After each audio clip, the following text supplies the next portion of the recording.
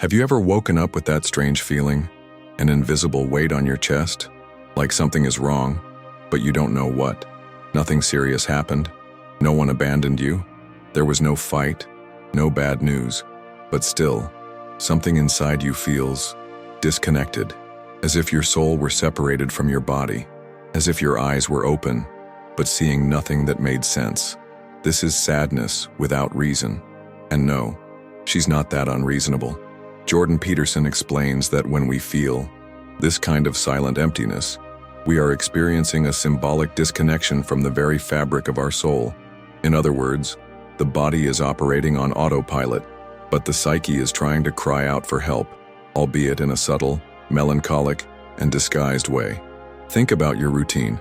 You wake up, go to work, come back, use your phone, eat, sleep. Everything seems to be working, but inside you, the feeling is that something is stopping, drying up, slowly dying. It's like you're surrounded by movement, but emotionally frozen. And this freezing often comes from anxiety. Anxiety, when it doesn't explode in crises, hides in corners. It disguises itself as tiredness, as lack of motivation, as apathy.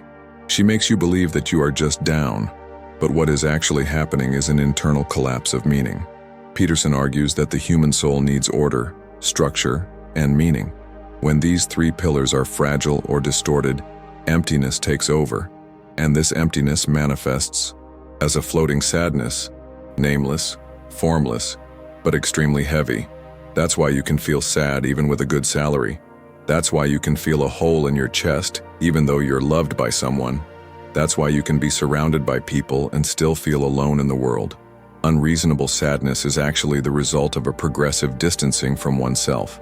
It is the echo of your true self that you have silenced for a long time. Often we begin to neglect our values, desires, and small dreams until there is nothing left that connects us to the deeper meaning of existence. And that's not drama. It is the emotional reality of millions of people. If you feel this emptiness often, you need to understand one thing. It's not a whim. It's not weakness. It's not a lack of gratitude. It's a symbolic cry for help from your psyche, and this request can only be heard in silence. Note, when you are too distracted, the emptiness increases, but when you stop and just feel, it screams. The problem is that most people have learned to run away from it. We escape with videos, distractions, food, social media, sex, shopping, overwork. But Jordan Peterson would say, you cannot escape suffering. You only choose what kind of suffering you will face, the kind that destroys or the kind that transforms. Unreasonable sadness is the kind of suffering that invites you to transformation. But to do that, you need to stop fighting it as if it were an enemy. She is, in fact, a symptom that something needs to be born in you, something that is stuck, something that needs to be rescued. Jordan Peterson, clinical psychologist and professor, has a powerful explanation for that nameless sadness that silently accompanies you. You are drowning in chaos and didn't even notice. But what does this mean? For Peterson, chaos is not just external disorder. It is a symbolic state where we lose reference to who we are, what we are doing here, and where we are going. It is the silent collapse of the emotional structure that supported your existence. And when this happens, the body reacts with sadness. The soul cries out with anxiety, and the mind freezes with confusion. Chaos is subtle. He doesn't invade your life violently. He infiltrates it. It comes in when you start saying yes to what should be no, when you are silent where you should stand, when you procrastinate what you need to face, when you accept relationships that eat away at you out of fear of being alone, when you abandon what gave you strength, courage, and clarity just to avoid conflict. And then, little by little, its internal structure begins to fall apart, and all that's left is the feeling that something is wrong, but you can't explain what. Peterson calls this collapse of logos, the loss of the articulated meaning of existence. It's as if the narrative thread of your life has been broken. You no longer know what you are building. You no longer know why you get out of bed. You're just surviving. But human beings were not born to survive. He was born to grow, to evolve, to give meaning to chaos. When you feel sad for no reason, Perhaps what's happening is that your unconscious mind has already noticed the breakdown, but your conscious mind is still denying it. And then the internal contradiction arises. You feel bad, but rationalize. There's no reason for this. My life is okay. It's just a phase. I can't complain. There are worse people. But the soul does not operate by comparison. She screams when she is out of alignment with the truth, and she is not calmed by logical justifications. Peterson would say this is the moment when chaos begins to swallow you. Slowly, but surely. You feel like you're losing control, but what you've really lost is the direction. And without direction, any wind will take you. That's why little frustrations bring you down. This is why fear becomes paralyzing. That's why you have negative thoughts even when everything seems fine. You are not where you should be. You have moved away from your own inner order, and sadness is just revealing it. Peterson says something brutally true. Life has enough suffering of its own. When you live a lie, it becomes unbearable. Living disconnected from who you really are, that is the real burden. Chaos then is not just mess. It is the void left by the absence of order, responsibility, truth, and purpose. And when you are drowning in this state, the most common symptom is exactly this: diffuse, heavy, persistent sadness with no clear reason. But here's the good news. Chaos can be reorganized, and it all starts when you accept that something is wrong and decide to stop pretending everything is okay. Awareness of chaos is the first step towards returning to order. Most people believe that anxiety is always loud. They think it comes in the form of tachycardia, sweating, despair, and racing thoughts. But that is just one of the forms it takes. There is a much more dangerous and silent version. Anxiety can disguise itself as emotional apathy. She can hide behind a neutral face, a stable routine, answers like, "Everything's fine." You smile at others, you go to work, you post on social media, but inside, you don't feel anything. Neither joy nor sadness, neither hope nor anger, just a void, an absence, an uncomfortable silence that stretches on for days. Jordan Peterson warns of this when he says that the human soul, when overwhelmed by chaos, does not explode, it falls asleep. And this drowsiness is not rest. It's chronic emotional exhaustion. It is the reflection of a nervous system that can no longer fight, and therefore enters into functional collapse. You don't react like you used to. Things that used to make you happy now seem indifferent. Things that used to give you pleasure lose their flavor. Things that used to irritate you no longer generate the strength to react. This is a clear sign that your anxiety is in silent mode. It's operating behind the scenes, draining your life energy, your creativity, your courage, without making a fuss. Peterson explains that when we avoid important conflicts for too long, our bodies learn to close the loop, and this generates a state of emotional survival. You don't live, you just function. That's why you feel like a robot. That's why everything seems boring. That's why, even without crying, your soul feels like it's crumbling inside. And here's the trap. Since there is no visible crisis no one notices, people around you don't see your symptoms. You yourself begin to doubt your pain, and this emotional self-abandonment becomes a cycle, until one day you just break down, and the world is surprised, saying, "But he looked so good. She was always so smiling. I never imagined it was this bad." Peterson would say, what is not faced in the conscious mind returns to the unconscious mind as destiny, i.e., if you don't acknowledge what you feel now, sooner or later, your body will force you to face it. It could be a panic attack, sudden depression, a psychosomatic illness, or an emotional outburst that you won't even understand where it came from. The good news is that there is a way back, but it takes courage to feel what is numb. You need to stop and ask, what am I avoiding facing? What part of me is being suffocated? What truths am I keeping silent to maintain an image of control?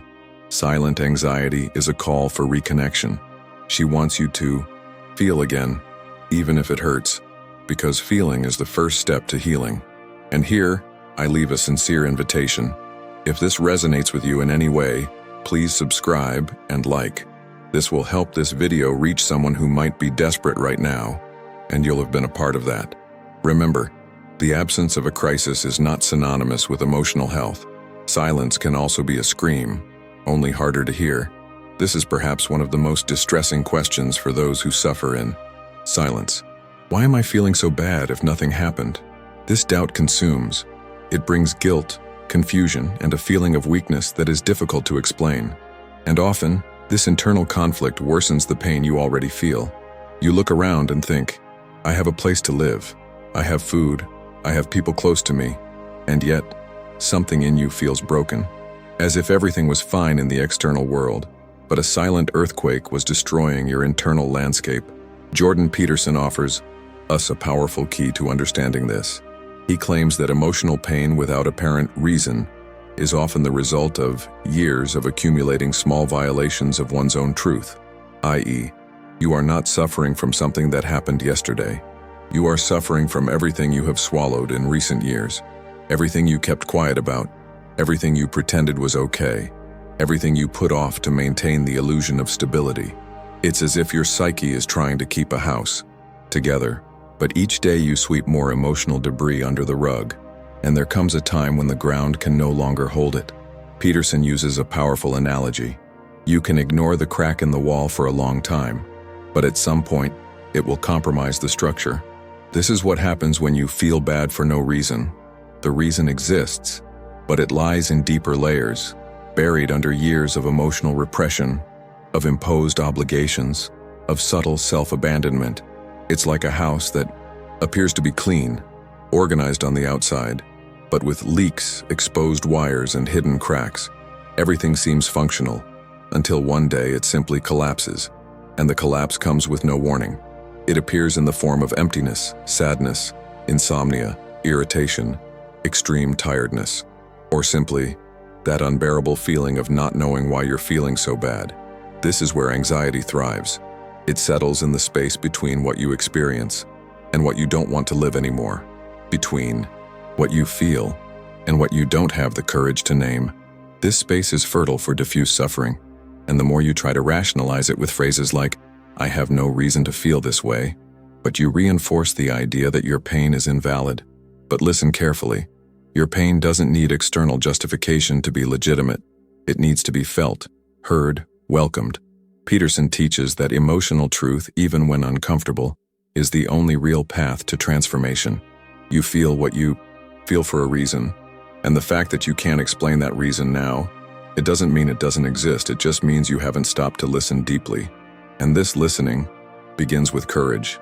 Courage to say, yes, I feel bad. Yeah, I don't know why, but I'm willing to find out. Because true strength isn't in pretending everything is okay. It's about staring into the abyss itself and deciding to take a step, even if it's trembling. There is one question that, when asked honestly, can completely change the way you view your pain. What is trying to emerge in me that I am not letting it be born? Jordan Peterson teaches that the human psyche doesn't just suffer, it reacts to a transformation that is being blocked. In other words, often sadness, tiredness, anxiety, and apathy are not signs of weakness, but yes, signs that something inside you is trying to emerge and is being ignored. It's as if there is a real me, a core of authenticity that is screaming to get out. But you continued trying to live with old masks, outdated standards, other people's truths. Think about it. How many times have you given up on yourself so as not to disappoint someone? How many dreams have you abandoned because they seemed too silly? How many truths have you hidden even from yourself just to keep the peace?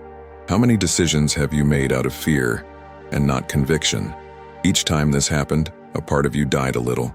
And now, this accumulation of dead parts is taking its toll, not in the form of physical pain, but in the form of emptiness, discouragement, a desire to give up on everything, even without knowing what. According to Peterson, there are times when life demands a confrontation with the buried self. He talks about the importance of integrate into shadow, what you have hidden, repressed, or avoided out of fear of rejection, failure, or punishment. This sadness that accompanies you can be, symbolically, the pain of giving birth to a new version of you, a more honest version, more alive, more whole. But like every birth, it comes with contractions, with pain, with fear. But if you run away from this process, what should be born turns into anguish, and anxiety becomes a prison. You need to look courageously at the question, What am I preventing from being born in me? Sometimes it's an old wish. Sometimes it's the desire to change professions, of breaking up with someone, to say something that has never been said, to abandon a mask that no longer represents anything. But all of this requires risk. And that's why most people continue to live under anesthesia. Peterson reminds us that renewal requires sacrifice. You must be willing to let go of what no longer serves you, to make room for what is true. This transition hurts, but staying where you are hurts more. So the next time sadness hits for no reason, ask yourself, what is trying to be born in me, but I still haven't had the courage to recognize it? It could be something small, like a desire to speak the truth more, or something huge, like completely changing the course of your life. Whatever it is, this pent-up energy doesn't go away. It turns into a symptom. It turns into anguish. It turns into this persistent feeling that something is wrong, but maybe nothing is wrong. Maybe it's just time to accept that you are no longer who you used to be. And this, far from being the end, could be the beginning. Have you ever noticed how anxiety, when ignored for too long, stops being just an emotional state and becomes a kind of lifestyle? She comes to live in you. It's in your shoulders, tense. It's in your short breath. It's in your lost gaze, even when everything around you seems in order. Jordan Peterson states clearly, chronic anxiety is the symptom of a soul that has lost structure. And what does that mean? It means you live without internal columns, no defined limits, without a clear hierarchy of values, not knowing exactly what is negotiable and what is sacred to you. And when the internal structure collapses, everything affects you. Any criticism destabilizes you. Any silence turns into rejection. Any change becomes a threat. Any mistake turns into a collapse. You live at the mercy of the outside world, reacting, running away, trying to survive the day. But inside, what's happening is a collapse of psychic integrity. Peterson says that without structure, you are a leaf in the wind, and a leaf in the wind doesn't choose where it goes. She is taken. She is thrown. It is worn away by external forces. This is how millions of anxious people live, not because they are weak, but why they no longer know who they are. And without a solid identity, any external pressure becomes a reason for despair. Now stop and think. How many promises have you made to yourself and broken? How many times have you said you would change, but haven't? How many times have you realized something was destroying you, and yet you kept going? Each of these internal breaks, however small, corrode its structure. Peterson states that the soul becomes ill when there is constant incongruity between what you say, what you feel, and what you do. This incongruity accumulates. It turns into anxiety. It becomes exhaustion. It becomes insomnia. It becomes this persistent feeling of, I can't handle it. But here's the root. It's not that you can't handle life. It's just that you're trying to cope without a foundation. Imagine a house being built without a foundation. You can even put up the walls. You can even decorate. But all it takes is a strong wind, and everything collapses. This is what happens to people who live with chronic anxiety. With every challenge in life, no matter how small, the internal structure trembles. So what to do? Peterson teaches that the first step is rebuild your floor, and this starts with simple but symbolic actions. Tidy the room, organize the day, set priorities, set limits, keep a small promise to yourself. Doesn't it seem like much? But it isn't. These small actions restore to your soul a sense of order, clarity, and strength. The structure does not arise from great internal revolutions. It is born from a daily commitment to the truth. And the truth, however uncomfortable it may be, heals. Peterson is categorical. Start with what's in front of you. Chaos is conquered one detail at a time. Your anxiety may be telling you, I'm overwhelmed. I'm lost. I don't know what to prioritize. I have no basis. So the answer is not to run more. It's stop, to look, and start rebuilding from the inside out. If this still resonates with you, subscribe and like. This will help this video reach others who also suffer in silence. Many people, when they find themselves stuck in the emotional hole of anxiety and sadness for no reason, believe they need a major, immediate breakthrough to break free. They think, I need to change everything at once. I need to completely reinvent my life. But Jordan, Peterson warns us, this expectation is precisely what paralyzes. He teaches that the way out of chaos does not begin with a spectacular escape. It starts with a simple gesture, a gesture that seems too small to change anything, but which in truth represents a battle won against the abyss itself. Peterson repeats in several of his lectures a phrase that has become a symbol of his philosophy: clean your room. And many, superficially, scoff at this idea. How will tidying up my room solve my sadness? But the truth is that this phrase carries enormous symbolic power. When you tidy your room, you send a message to your unconscious. There is still something I can organize. There is still something under my control. I can still bring order to chaos. This simple gesture breaks the spell of impotence, because what truly paralyzes the soul is not the pain itself. It is the belief that there is nothing that can be done. When you prove to yourself that you can still act, even in something small, you begin to rebuild your internal structure. But it's not just about tidying the room. It's about organizing your mind, your routine, your breathing, your choices. It's starting with the minimum, but with the firm decision not to stop. Peterson states, "You have no right to complain about the disorder of the world if you have not been able to order your own life." This is not an attack. It is a call to personal responsibility. Because as long as you keep waiting for change to come from outside, you will remain hostage to emptiness. But when you take charge, even in the details, you take back the power. So how do you start getting out of that emotional hole? Pick a small ignored task. Make the bed, wash the dishes, organize papers. Do it with intention, not as an obligation, but as a symbolic act of reconstruction. Repeat. Consistency is more powerful than initial intensity. Expand. When the little things are in order, you will have energy for the big things. This process is slow, but it's real. This is how the psyche begins to emerge from its state of collapse, not through grand promises that are broken, but through small commitments that are fulfilled. And remember, every little victory matters. Every dish washed, every drawer organized, every limit imposed, each emotion named. All of this is a building block for reconstruction. The way out of the emotional hole is not done in spectacular leaps.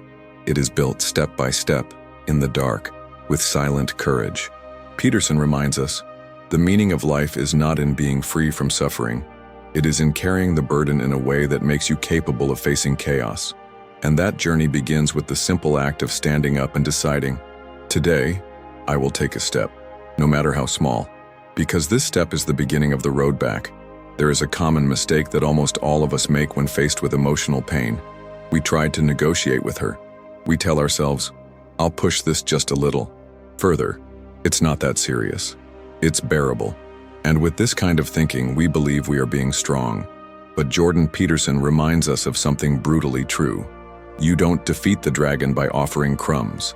In other words, there is no point in offering excuses, rationalizations, or small concessions for suffering that requires confrontation.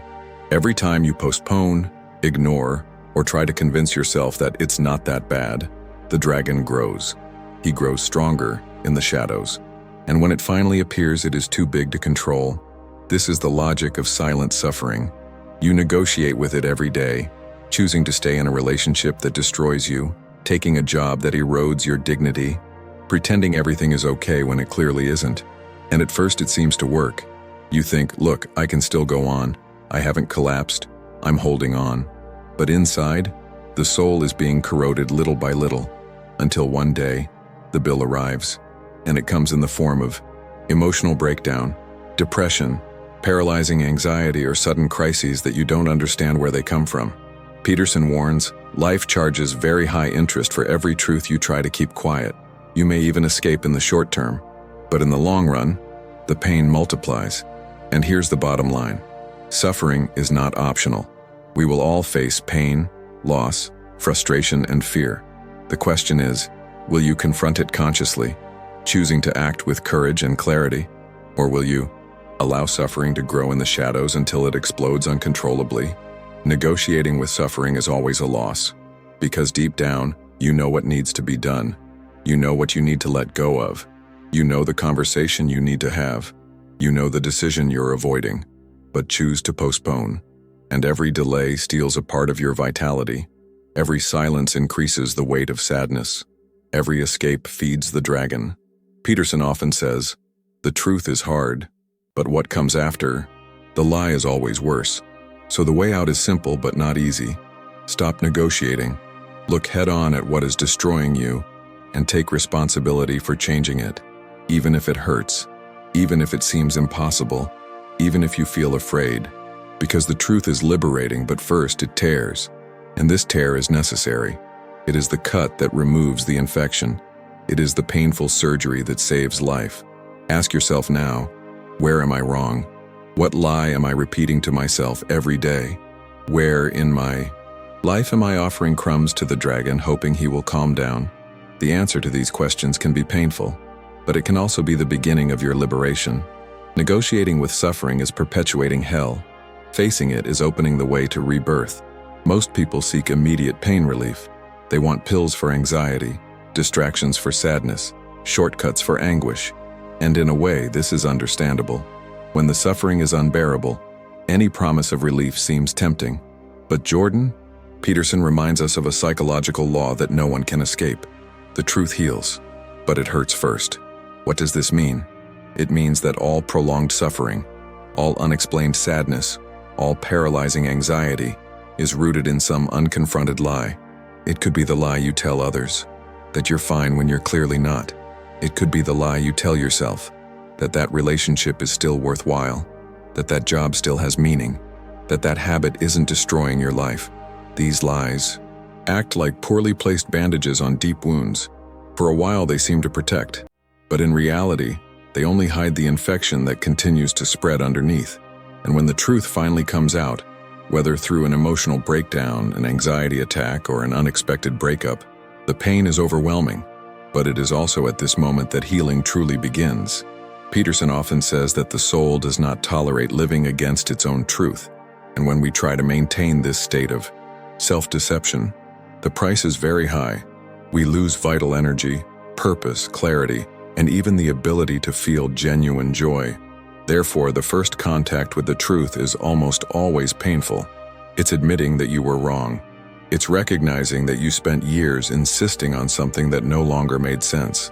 It's looking in the mirror and seeing not only who you are, but also who you stopped being. This pain is cutting. She can knock you down. It can make you feel like a failure, ashamed, even desperate, but it is also necessary surgery. It is the cut that removes the invisible tumor. It is the beginning of a process of reconstruction that can only happen when there are no more lies sustaining your life. Peterson challenges us with this reflection. The price of truth is always high, but the price of lies is one's own soul. So the question you need to ask yourself is not how to escape pain, but yes, what truth am I avoiding that could begin to free me now? Maybe it's the truth that you're in a relationship that has no future. Maybe it's true that you never liked the career path you chose. Maybe it's the truth that you've been abandoning yourself in the name of pleasing others. Or maybe it's the truth that you're more lost than you'd like to admit. Accepting this truth hurts, but it makes room for something bigger, the possibility of reconstruction. Because unlike lies, the truth doesn't hold you back. It liberates, it tears, but makes room for the new.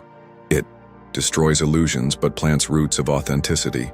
It may even knock you down, but it is from that fall that real strength is born. If this truth resonates with you, subscribe and like. You might be saving someone by doing so. When sadness arrives without warning, heavy and without apparent reason, most people interpret it as a punishment. They think, something inside me is broken. I can't be happy like others. Maybe I'm doomed to live like this. But Peterson invites us to change this perspective. He states that sadness is not necessarily a definitive sentence. She may actually be a compass that points you to the places you need to look, a compass that reveals what is in disorder, a compass that indicates where you lost yourself. Think of it this way: when you feel physical pain, like from a burn or a cut, your body isn't punishing you. He is warning you that something needs immediate attention. Pain is a call to action. Likewise, sadness without apparent reason can be a warning from your psyche. Hey, pay attention here, something needs to change.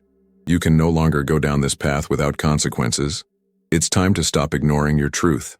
If you start to see sadness as this kind of warning, it stops being an enemy to be fought and becomes an internal guide. Peterson reminds us, suffering is not just something to be endured, it is the most honest teacher you will ever have. And indeed, sadness can teach you where you are abandoning yourself, where you are living against your values, where you need to strengthen yourself, where you need to rebuild your life. This does not mean that the process is easy. Transforming sadness into a compass requires courage to interpret the signs and honesty to not run away from what it reveals. But in doing so, you discover that what seemed like a death sentence was actually an invitation to life. Yes, because deep sadness has this paradox. It knocks you to the ground, but it also forces you to start over in a more genuine way. It destroys illusions but makes room for authenticity. It takes away from you what no longer serves you, but gives you the opportunity to reinvent yourself. And here's the key. You don't have to wait for the sadness to go away to start rebuilding. You can act even with her present. You can organize, write, breathe, seek help, reconnect, even with a heavy chest. The action, even small, is already an act of liberation.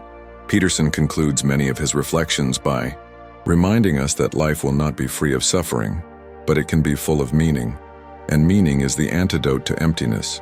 So, instead of asking, "Why am I sad for no reason?" try asking, "What is this sadness trying to show me?" The answer may be harsh.